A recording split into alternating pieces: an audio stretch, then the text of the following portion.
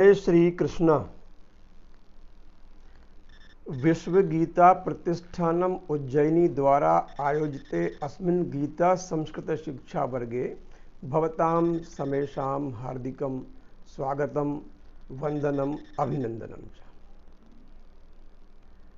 इस गीता संस्कृत शिक्षा वर्ग में आप सबका अभिनंदन है, वंदन है, स्वागत है। हम श्रीमद् भगवद गीता के सभी श्लोकों का और सभी श्लोकों के प्रत्येक पद का विशेष अध्ययन कर रहे हैं और इस क्रम में 15वें अध्याय के 10वें श्लोक तक का हमारा अध्ययन पूर्ण हो चुका है। आज 15वां अध्याय जो पुरुषोत्तम योग के नाम से प्रथित है, उसकी हम 11वें श्लोक से 20वें श्लोक तक की चर्चा करेंगे। आइए सभी बंधु अपने साथ में श्रीमद् भगवद गीता की पुस्तक अच्छेद वाली हो तो ठीक है, नहीं तो जो भी हो उसको लेकर टिप्पणी पुस्तिका और लेखनी लेकर बैठ जाइए और हम लोग आरंभ करते हैं।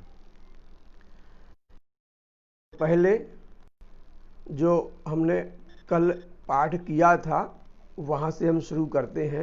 जो शुरुआत जो होती है इसकी एक बार, क्योंकि ये पुरुषोत्तम योग है, इसका बार बार पाठ करने का भी बड़ा महत्व है और बार बार पढ़ने से ही विषय की अवगति होती है। इसलिए आइए 15वें अध्याय के आरंभ से हम पुनः पाठ का आरंभ करते हैं और 11वें से विशेष उसके पदच्छेद पदार्थ को देखेंगे। ओम श्री परमात्मने नमः।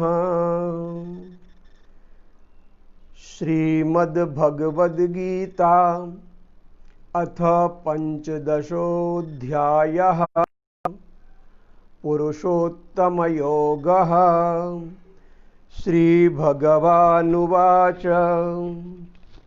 ऊर्ध्वमूलमधः शाखम् अश्वत्थं प्राहुरव्ययम् छन्दांसि यस्य पर्णानि यस्तं वेद स वेदवित् अधश्चोर्ध्वं प्रसृतास्तस्य शाखा गुणप्रवृद्धा विषयप्रवालाः अधश्च मूलान्यनुसन्ततानि कर्मानुबन्धीनि मनुष्यलोके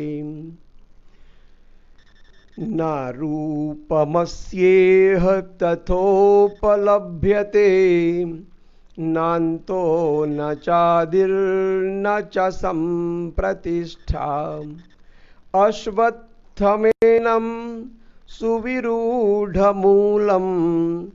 असङ्गशस्त्रेण दृढेन चित्वा ततः पदं तत्परिमार्गितव्यम् यस्मिन् गता न निवर्तन्ति भूयः तमेव चाद्यं पुरुषं प्रपद्ये यतः प्रवृत्तिः प्रसृता पुराणी निर्मानमोहा जितसंगदोषा अध्यात्मनित्या विनिवृत्तकामाः द्वन्द्वैर्विमुक्ताः सुखदुःखसंज्ञैर्गच्छन्त्यमूढाः पदमव्ययं तत्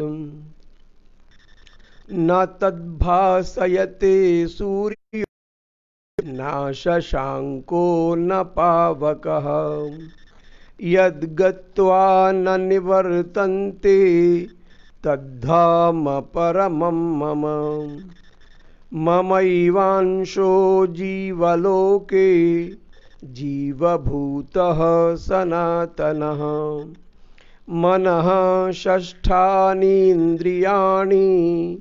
प्रकृतिस्थानि कर्षति। शरीरं यदवाप्नोति यच्चाप्युत्क्रामतीश्वरः गृहीत्वैतानि संयाति वायुर्गन्धानि वाशयात्। श्रोत्रं चक्षुः स्पर्शनं च रसनं घ्राणमेव च अधिष्ठाय मनश्चायं विषयानुपसेवते।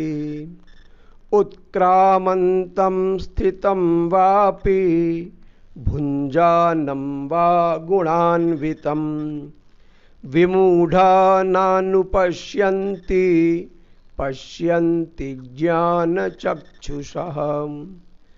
यतन्तो योगिनश्चैनं पश्यन्त्यात्मन्यवस्थितं यतन्तोऽप्यकृतात्मानो नैनं पश्यन्त्यचेतसः। यदादित्यगतं तेजो जगद्भासयतेऽखिलं यच्चन्द्रमसि यच्चाग्नौ तत्तेजो विद्धि मामकम्।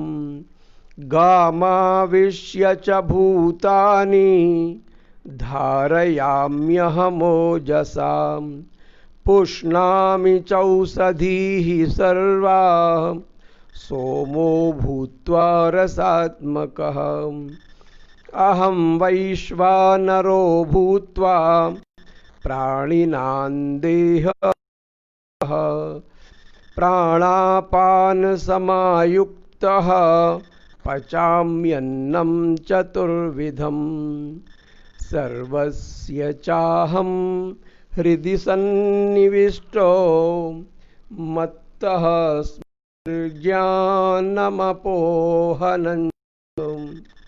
वेदैश्च सर्वैरहमेव वेद्यो वेदान्तकृद्वेदविदेव चाहम्।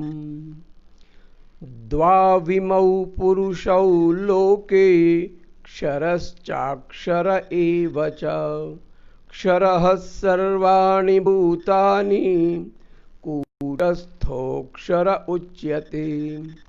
उत्तमः पुरुषस्त्वन्यः परमात्मेत्युदाहृतः यो लोकत्रयमाविश्य बिभर्त्यव्यय ईश्वरः। यस्मात्क्षरमतीतोऽहम् अक्षरादपि चोत्तमः अतोऽस्मि लोके वेदे च प्रथितः पुरुषोत्तमः। यो मामेवमसम्मूढो जानाति पुरुषोत्तमं स सर्वविद् भजति मां सर्वभारत। इति गुह्यतमं शास्त्रम् इदमुक्तं मया नघ एतद्बुद्ध्वा बुद्धिमान् स्यात् कृतकृत्यश्च भारत। ओम तत्सदिति श्रीमद्भगवद्गीतासूपनिषत्सु ब्रह्म विद्यायां योगशास्त्रे श्रीकृष्णार्जुन संवादे पुरुषोत्तम योगो नाम पंचदशोऽध्यायः। पुरुषोत्तम योग नामक इस अध्याय में जो क्षेत्र है और क्षेत्रज्ञ है और ईश्वर है, इन तीन की बात चल रही है। पुरुष यहां पर तीन प्रकार के बताए हैं कि जो क्षेत्र है वह भी पुरुष है, जो क्षेत्रीय है वह भी पुरुष है, और जो इन सब का नियंता है, इन सब से परे है, वह भी पुरुष है, किंतु वह पुरुषोत्तम है। वह उस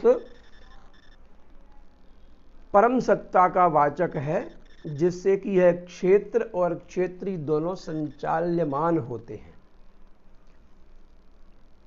तो अभी हम देखे थे पिछले श्लोकों में कि जब बोला था कि ममैवांशो जीवलोके जीवभूतः सनातनः मनः षष्ठानीन्द्रियाणि प्रकृतिस्थानी कर्षति।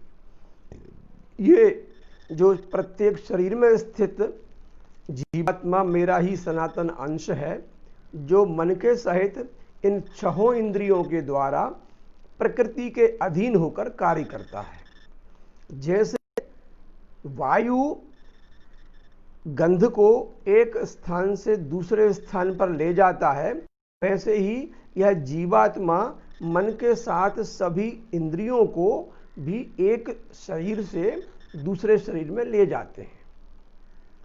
उन सब में जो इंद्रियों के विषय हैं, श्रोत्रम चक्षु स्पर्शनम रसनम घ्राणम च, ये सब मन के साथ में उस शरीर को में बैठकर जीवात्मा इनकी सहायता से उन विषयों का भोग करता है। और जीवात्मा इस शरीर का किस प्रकार से त्याग कर सकता है कि शरीर, और किस प्रकार शरीर में स्थित रह सकता है, किस प्रकार प्रकृति के होकर विषयों का भोग करता है, इस बात को मूर्ख मनुष्य कभी नहीं देख पाते हैं। केवल वे ही देख पाते हैं जिनकी आंखें ज्ञान से प्रकाशित हैं। विमूढ़ाः नानुपश्यन्ति पश्यन्ति ज्ञान चक्षुषा। यहाँ तक की चर्चा हमारी हो चुकी थी। अब इससे अगला श्लोक जो है, यतन्तो योगिनश्चैनम् यतन्तोऽप्यकृतात्मानो नैनं पश्यन्त्यचेतसः। यह जो यत्न किया जा रहा है, जो योगियों के द्वारा यत्न किया जाता है, आत्मनि अवस्थितम ते एनम पश्यन्ति। सभी की आत्मा में स्थित यह पुरुष है, किंतु जो योगी हैं, जो निरंतर यत्न कर रहे हैं, यत धातु है, यतति रूप बनता है, यतते भी बनता है, यतन्तः योगिनः, यत्नम कुर्वन्तः योगिनः, प्रयत्न करते हुए योगी लोग जो हैं। योगी लोग कौन? जो भक्ति योग से, जो ज्ञान योग से, जो कर्म योग के इन मार्गों से प्रयत्न कर रहे हैं। ते आत्मनि अवस्थितम एनम पश्यन्ति, अपनी आत्मा में स्थित इसको जानते हैं, इस परमात्मा को समझते हैं, देखते हैं। चा अकृतात्मना, अकृतात्मना अर्थात जो अपने आत्मोद्धार के लिए कोई प्रयत्न नहीं कर रहे हैं। न कृतः प्रयत्नः यही है आत्मनः उद्धाराय ते अकृतात्मानः। जिन्होंने अपने आप के उद्धार के लिए, अपने आप को जानने के लिए ही प्रयत्न नहीं किया, वे अकृतात्मान हैं। अचेतसः यतन्तः अपि एनम न पश्यन्ति।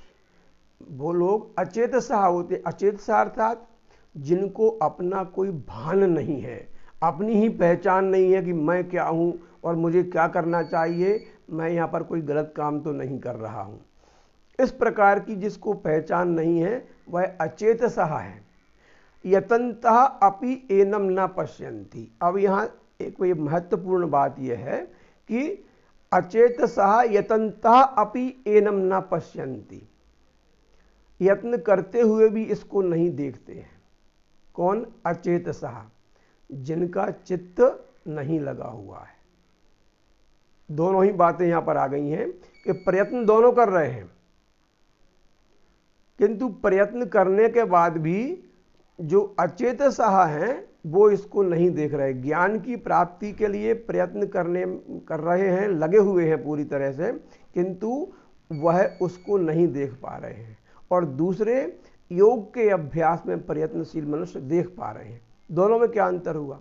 भाई ज्ञान के लिए दोनों प्रयत्न कर रहे हैं, दोनों ही विद्यालय जाते हैं, दोनों पढ़ते हैं, दोनों किताबें लाते हैं, दोनों सभी प्रकार के जो भी कार्य उसके लिए हैं वो सब करते हैं, किंतु एक की दृष्टि अंतर्मुखी है और वह इन योगों के द्वारा अपने आप को निर्मल करता हुआ अपने आप को जानने के लिए प्रयत्न करता हुआ निर्मल, सात्विक और एक सहज भाव से जो प्रयत्न करता है। दूसरा, यंत्रवत, मशीन के समान केवल सोच रहा है कि मैंने पुस्तकें पढ़ लूँगा, मैं ये जान लूँगा, वो जान लूँगा तो मैं परब्रह्म बन जाऊँगा, वो है व्यक्ति दूसरा। दोनों प्रकार के लोग हैं, तो दोनों यत्न कर रहे हैं, किंतु यह यत्न योगिनः यतन्तः आत्मनि अवस्थितम एनम पश्यन्ति। जो योगी हैं वो ही यत्न करते हुए आत्मा में इसको देखते हैं। जो अकृत आत्मान हैं, अचेत सहा हैं, जिनको चित्त नहीं, जिनको चेतना नहीं है, वो प्रयत्न करती हुए भी इसको नहीं देख सकते हैं। यदादित्यगतं तेजो जगद्भासयतेऽखिलं यच्चन्द्रमसि यच्चाग्नौ तत्तेजो विद्धि मामकम्। मैं कहाँ हूँ, मैं कैसा हूँ, इस बात को जानने के लिए ये समझिए कि यद आदित्य गतम तेजः अस्ति, अर्थात आदित्यस्य अंतः यह तेजः स्थितः अस्ति, येन आदित्य प्रकाशते, येन आदित्य संपूर्ण जगतः पालनम पोषणम करोति, जिससे सूर्य संपूर्ण जगत को ऊर्जा प्रकाश देता है। उसके अंदर जो तेज है, वो जो तेज जो है वो मेरा तेज है, सूर्य का तेज नहीं है वो, जिससे जगत को भासित करता है। भासित माने प्रकाशित करता है, जगमग कर देता है। अखिलम जगत, वह आदित्य का तेज, वह मेरा है, वह मैं हूं। यत चंद्रमसी, यत जो चंद्रमा में शीतलता है, ये सप्तमी विभक्ति है।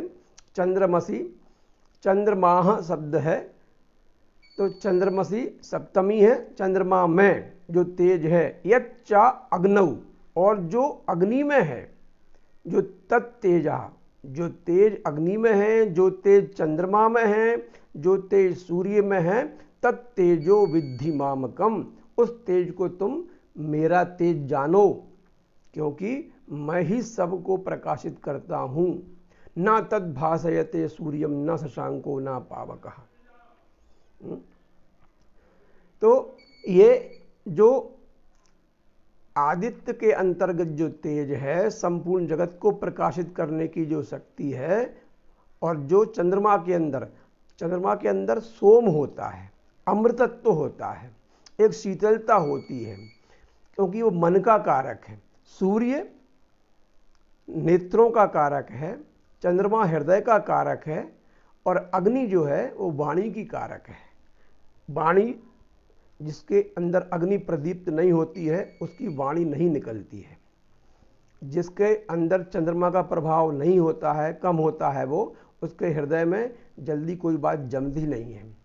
जिसके पूरे शरीर में कोई पुरुषत्व और निर्णयात्मकता, दूसरों को प्रकाशित करने की क्षमता कम होती है, समझिए सूर्य का प्रभाव कम है उसके ऊपर।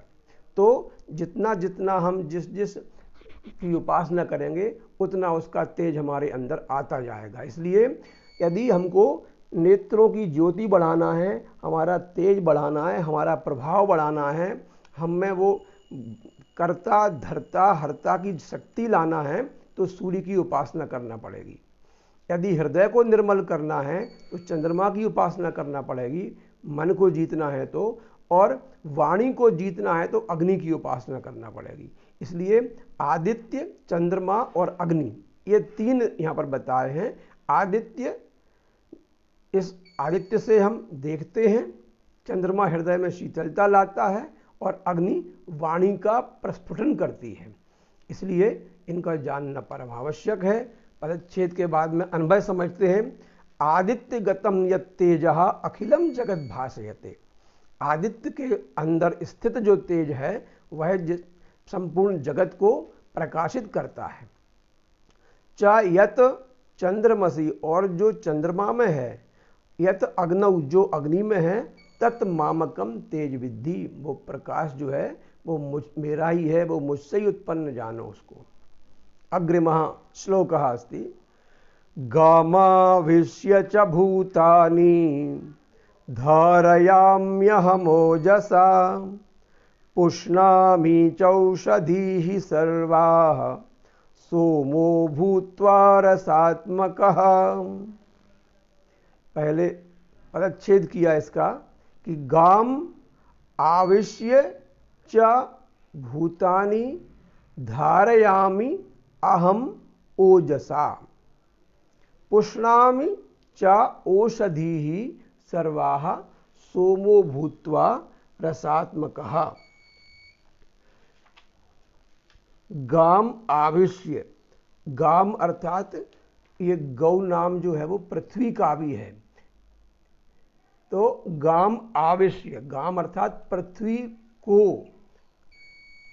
प्रविष्ट करके, आविश्य माने उसमें जाकर, गाम आविश्य चा भूतानि धारयामि अहम ओजसा, पृथ्वी में प्रविष्ट होकर, विष धातु है, विष माने जाना, बैठना, आविश्य माने उसमें आवेशित होकर भी कह सकते हैं उसको हम। गाम आविश्य चा भूतानि धारयामि अहम, इस ओज से, मैं उस ओज से, मैं उस शक्ति से सभी भूतों को धारण करता हूँ। भूत अर्थात जो चराचर जगत है, पहाड़ हैं, नदियाँ हैं, समुद्र, वनस्पतियाँ, सभी प्रकार के मनुष्य, जीव जंतु, जलचर थलचर जो भी हैं, और पृथ्वी के आकर्षण शक्ति से ऊपर तक के जो उसके आवरण मंडल में आते हैं, वातावरण में, वह सभी प्रकार के जीवों को मैं धारण करता हूँ। और ना केवल यही, पृथ्वी के ऊपर जो बोलते हैं कि ओजोन की लेयर है, ऐसा लेयर है, वातावरण जो है वह सब मैं उस पृथ्वी में आविष्ट होकर सबको धारण करता हूँ। पुष्णामि चा औषधीः सर्वाः सोमो भूत्वा रसात्मकः, तो पृथ्वी में प्रविष्ट होकर भूतों को धारण करता हूँ, और औषधि ही पुष्णामि, औषधियों को, जितनी भी वनस्पतियाँ हैं उन सबको पुष्ट करता हूँ। सर्वाः औषधि ही पुष्णामि, सभी औषधियों को पुष्ट करता हूँ। कथम? सोमः भूत्वा रसात्मकः, रसात्मक सोम होकर, सोम माने चंद्रमा, अमृतत्व जल तत्व होकर सभी औषधियों को मैं परिपुष्ट करता हूँ।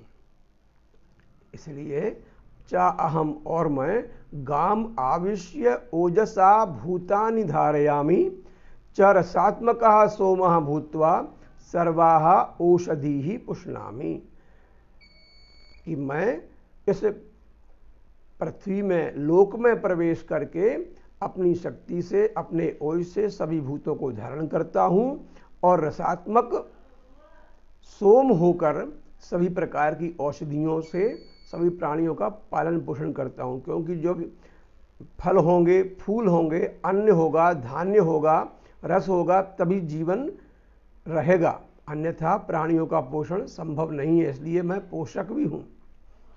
अहम वैश्वानरो भूत्वा प्राणिनां देहमाश्रितः प्राणापान समायुक्तः पचाम्यन्नं चतुर्विधम्। सरल है इसका पदच्छेद, विद्युत जा चुकी है इसलिए पता नहीं कब तक चलेगा ये, तो जल्दी जल्दी समझ लेते हैं। अहम वैश्वानरः भूत्वा प्राणिनां देहम आश्रितः प्राण अपान समायुक्तः पचामि अन्नम चतुर्विधम। चार प्रकार का अन्न हम ग्रहण करते हैं, भक्ष्य, भोज्य, चोष्य और लेह्य। ये चार प्रकार के अन्न हैं। भक्ष्य माने जो हम खाते हैं, जैसे रोटी खाते हैं, चावल खाते हैं, भक्षण करते हैं। भोज्य माने ये जो पेय पदार्थ हैं वो भी भोज्य में, जैसे रबड़ी है या जल है या रस वगैरह लेते हैं तो ये भोज्य में हो गया।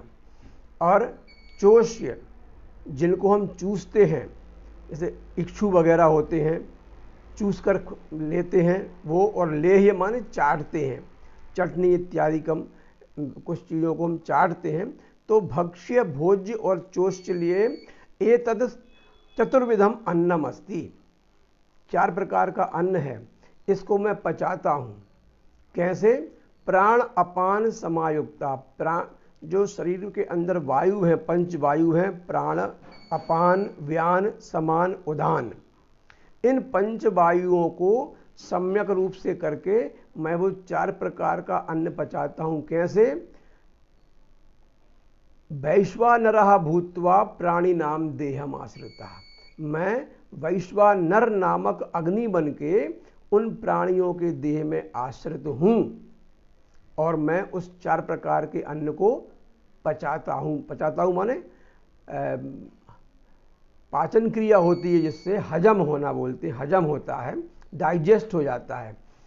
तो इस प्रकार से भगवान वैश्वानर बनकर हमारे शरीर के अंदर रहते हैं और अग्नि को प्रदीप्त करते रहते हैं, जिससे वह हजम होता है। नहीं तो क्या है, जो कुछ पड़ा हुआ है बाहर प्रकृति में, अन्न हो या फल हो या दूध हो, कुछ भी हो, वही अंदर जाकर उसमें से रस निकलता है और उस रस से संपूर्ण शरीर को ऊर्जा प्राप्त होती है। उस ऊर्जा से हम विभिन्न कार्य करने में सक्षम हैं। यह ईश्वर की कृपा ही है। कैसे है? अगला श्लोक में बताया है कि सर्वस्य चाहम हृदि सन्निविष्टो मत्तः स्मृतिर्ज्ञानमपोहनञ्च वेदैश्च सर्वैरहमेव वेद्यो वेदान्तकृद्वेदविदेव चाहम् अहम सर्वस्य हृदि सन्निविष्टः। परिच्छेद देखें, सर्वस्य चा अहम हृदि सन्निविष्टः मत्तः स्मृतिः ज्ञानम अपोहनम च वेदैः च सर्वैः अहम एव वेद्यः वेदांतकृत वेदवित् एव च अहम। सर्वस्य चा अहम, अहम सर्वस्य हृदय सन्निविष्टः अस्मि, मैं सबके हृदयों में सन्निविष्ट हूँ। मत्तः स्मृति ही, मुझसे ही स्मृति आती है। स्मृति माने याददाश्त, जो हमने पहले किया है उनकी स्मृति आ जाना, वास्तविक रूप की स्मृति आती है। और ज्ञानम, और ज्ञान होता है। और अपोहनम, एक अवस्था होती है ऊहापोह की, अर्थात जिससे हम तत्वार्थ का निर्णय करते हैं। पाणिनि ने भी कहा है कि ऊहापोहार्थ विज्ञानम तत्व ज्ञानम च धीगुणा। तो धीगुण में से, बुद्धि के गुण में से आता है ये ऊहा और पोह, अपोह। तो ऊहा ऊहनम और अपोहनम माने अपोहनम अर्थात तत्व के द्वारा जानने वाला जो पदार्थ होता है वह होता है अपोहनम। तो स्मृति ज्ञान की अपोहन की स्थिति होती है मुझसे ही। चा सर्वैः वेदैः अहम एव वेद्यः, सब वेदों के द्वारा मैं ही जानने योग्य हूँ। अहम एव वेद्यः, वैद्यः नहीं है ये, वैद्या अर्थ अलग होता है। वेद्यः विद धातु में लगा हुआ यत प्रत्यय, तो वेद्यः माने जानने योग्य। वेदांत कृत, और सभी वेदों का कर्ता हूँ, सब वेद मुझसे ही उत्पन्न होते हैं। और वेदवित् अहम एव, और उन वेदों को जानने वाला भी मैं ही हूँ। इस प्रकार से कहीं भी मुझे जानने में ढील पोल नहीं होना चाहिए, अर्थात सब कुछ हूँ मैं। अब जो पहले बात जो बताई थी कि क्षर और अक्षर की, फिर बात यहाँ पर आई है कि पुरुष किस प्रकार के हैं। तो द्वाविमौ पुरुषौ लोके क्षरश्चाक्षर एव च क्षरः सर्वाणि भूतानि कूटस्थोऽक्षर उच्यते। अस्मिन् लोके द्वौ इमौ पुरुषौ, इस लोक में 2 प्रकार के पुरुष हैं। एक क्षरः अस्ति, एक तो क्षर है अर्थात ये शरीर है, दूसरा अक्षर है। अक्षर अर्थात जीवात्मा है। क्षरः सर्वाणि भूतानि, जो सब भूत हैं वो क्षर हैं। और कूटस्थः अक्षरः उच्यते, कूटस्थ है वो अक्षर कहा जाता है। कूटस्थ माने जिसमें कोई परिवर्तन नहीं होता, जो अविनाशी है, जो अजर है, जो अमर है, जो सर्वव्यापी है, वो कूटस्थ, वो जीवात्मा है। अविनाशी है। तो अग्रम श्लोक है उत्तमः पुरुषस्त्वन्यः परमात्मेत्युदाहृतः यो लोकत्रयमाविश्य बिभर्त्यव्यय ईश्वरः। उत्तमः पुरुषः तु अन्यः एव परमात्मा इति उदाहृतः यह लोकत्रयम् आविश्य बिभर्ति अव्ययः ईश्वरः। उत्तम पुरुष तो अलग ही है, ये तो दोनों पुरुष हो गए, द्वौ पुरुषौ लोके, ये जो बताए कौन कौन से, क्षरः एक अक्षर चा। और उत्तमः पुरुषः तु अन्यः एव अस्ति, उत्तम पुरुष तो अन्य ही है, कोई दूसरा, जो परमात्मा इस नाम से उदाहरित है, परमात्मा जिसको कहा गया है। यो लोकत्रयम आविश्य, जो तीनों लोकों को आवेशित करते के बिभर्ति अव्यय ईश्वरः, जो ईश्वर के रूप में, जो अव्यय के रूप में इन तीनों लोकों का पालन पोषण करता है, हमारा जीवात्मा नहीं करता। इसलिए जीवात्मा भी पुरुष है, प्रकृति भी पुरुष है, किंतु परमात्मा पुरुषोत्तम है। ये उत्तमः पुरुषः अर्थात पुरुषोत्तमः। उत्तमः पुरुषः तु अन्यः। 18 श्लोकः यस्मात् क्षरम अतीतो हम अक्षरादपि चोत्तमः अतोस्मि लोके वेदे च प्रथितः पुरुषोत्तमः। यस्मात्, जिससे, क्षरम अतीतः अहम, जिस क्षर से मैं अलग हूं, अक्षरात अपि च उत्तमः, क्षर माने शरीर, प्रकृति, उस शरीर से मैं अलग हूं, और अहम अक्षरात माने उस जीवात्मा से भी उत्तम हूं मैं। अतः अस्मि लोके, इसलिए मैं लोक में हूं, और वेद में प्रथित हूं माने विख्यात हूं। क्या, किस नाम से? पुरुषोत्तम नाम से। इसलिए पुरुषोत्तम योग नाम बताया इसमें कि क्षर और अक्षर से परे कौन है। यो मामेवम सम्मूढ़ो जानाति पुरुषोत्तमं स सर्वविद भजति माम सर्वभावेन भारत। जो माम एव, यह माम एव असम्मूढ़ः जानाति पुरुषोत्तमं सह सर्वविद भजति, वह सब प्रकार से मुझे भजता है, सर्वभावेन भारत। जो मुझे इन सब प्रकार से जानता है, क्या जानता है? वह असम्मूढ़ होता है। असम्मूढ़ माने, मूढ़ माने मूर्ख। जो नहीं जो जानता है वह असम्मूढ़ है, अर्थात किसी भी प्रकार की मूढ़ता उसमें नहीं है। ज्ञानी है वह, तत्व से जानता है, वह पुरुषोत्तम है। सह सर्ववित् सर्वभावेन माम भजति, वह सब कुछ जानता है और सब भाव से मुझे भजता है। सब जानता है अर्थात भगवान के लीला को, भगवान के गुणों को, प्रभाव को, तत्व को, स्वरूप को और महिमा को इनमें विश्वास करता है, वह मुझे भजना है। और जो इनमें श्रद्धा रखता है, जो चिंतन करता है, जो श्रवणम कीर्तनम वाला जो भक्ति के, नवदा भक्ति के जो गुण बताए हैं वो सब करता है, नेत्रों से दर्शन करता है, उनकी आज्ञा के अनुसार सब कुछ उनका समझकर अपने समस्त कर्मों से सबको सुख पहुंचाते हुए उनकी सेवा करता है, वही भगवान को सब प्रकार से भजना है। सह सर्वभावेन माम भजति, वह सब प्रकार के सभी भावों से मुझको भजता है, ऐसा बताया इसमें। तो हे भारत, यह असम्मूढ़, जो असम्मूढ़ है, माम एवं पुरुषोत्तमम जानाति, मुझको इस प्रकार से पुरुषोत्तम के रूप में जानता है। सह सर्ववित् सर्वभावेन माम भजति, वह सब प्रकार से सभी भावों से मुझको भजता है।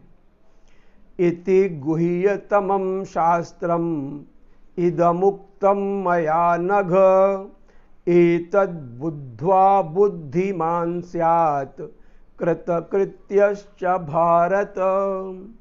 इस प्रकार से अब ये सारांश बता रहे हैं पूरे जो अभी तक के 19 श्लोकों में पुरुषोत्तम योग के में जो बताया उन्होंने कि क्षर क्या है, अक्षर क्या है, अर्थात क्षर भी पुरुष है, अक्षर भी पुरुष है, और मैं जो हूं वो पुरुषोत्तम हूं। पुरुषेषु उत्तमः यः सः पुरुषोत्तमः। तो अब इसके महत्व बता रहे हैं कि इति गुह्यतमम शास्त्रम, इस गुह्यतम शास्त्र को इदम उक्तम मया नघ, यह जो मेरे द्वारा कहा गया है। हे अनघ, अनघ यहाँ अर्जुन का संबोधन है। एतद बुद्ध्वा बुद्धिमान स्यात्, यह जानकर बुद्धिमान स्यात् कृतकृत्य च भारत, कृतकृत्य हो जाता है हे भारत। यहाँ पर दो संबोधन किए अर्जुन के लिए रहा है भारत, तो अनघ और भारत। अनघ माने अघ, अघ अर्थात पाप, पापानाम अभावः, पापों का ना होना, न अघः यस्मिन् सह अनघः। अन लगता है, जब उपसर्ग लगाते हैं हम तो उसके दो क्रम हैं ना लगाने के, ना के कारण से। जैसे सत्य है तो ना सत्यम इति असत्यम, आ लगा दिया, असत्यम। जैसे धर्म तो अधर्म कर दिया, उसका आ लग गया तो ना धर्म इति। यहाँ पर अनघ है, इसको केवल ये समझ लीजिए कि जब अघ माने आ, छोटा आ बड़ा आ, इस प्रकार से जब कोई वर्ण आते हैं या स्वर जो भी आते हैं, जैसे ईप्सा तो अनीप्सा, अपेक्षित उपेक्षित, ऐसे ही तो अन का प्रयोग होता है। उपस्थिति अनुपस्थिति, अन के नाम में उ लग गया है तो अन लग गया तो अनघ, हे अनघ भारत। इति इदम, यह जो गुह्यतमम शास्त्रम मया उक्तम, ये अत्यंत, देखो ये बड़ी महत्वपूर्ण चीज है कि गुह्यतमम कहा है इसको। गुह्य, गुह्यतर, गुह्यतम अर्थात सुपरलेटिव डिग्री है। ये सबसे गोपनीय ये रहस्य है। इस अत्यंत गोपनीय शास्त्रों के रहस्य को मेरे द्वारा कहा गया है। शास्त्रम मया उक्तम, ये शास्त्र मेरे द्वारा कहा गया है। ये शास्त्र है, उक्तम कहा गया है। एतद बुद्ध्वा, इसको जानकर बुद्धिमान चा कृतकृत्य स्यात्, इसको जानकर बुद्धिमान कृतकृत्य हो जाता है। ओम तत्सदिति श्रीमद्भगवद्गीतासूपनिषत्सु ब्रह्म विद्यायां योगशास्त्रे श्री कृष्णार्जुन संवादे पुरुषोत्तम योगो नाम पंचदशोऽध्यायः। हरि ओम तत्सत्, हरि ओम तत्सत्, हरि ओम तत्सत्।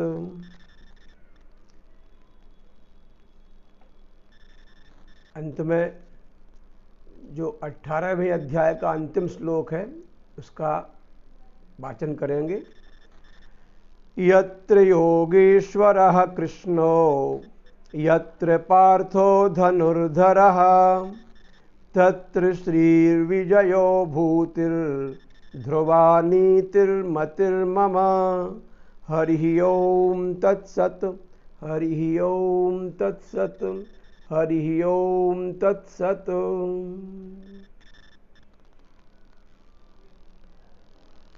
आज विद्युत समस्या के कारण थोड़ा जल्दबाजी में करना पड़ा, इसके लिए क्षमा प्रार्थी हैं। कल ठीक 9 बजे 16वें अध्याय के साथ पुनः भेंट होगी। जय श्री कृष्ण।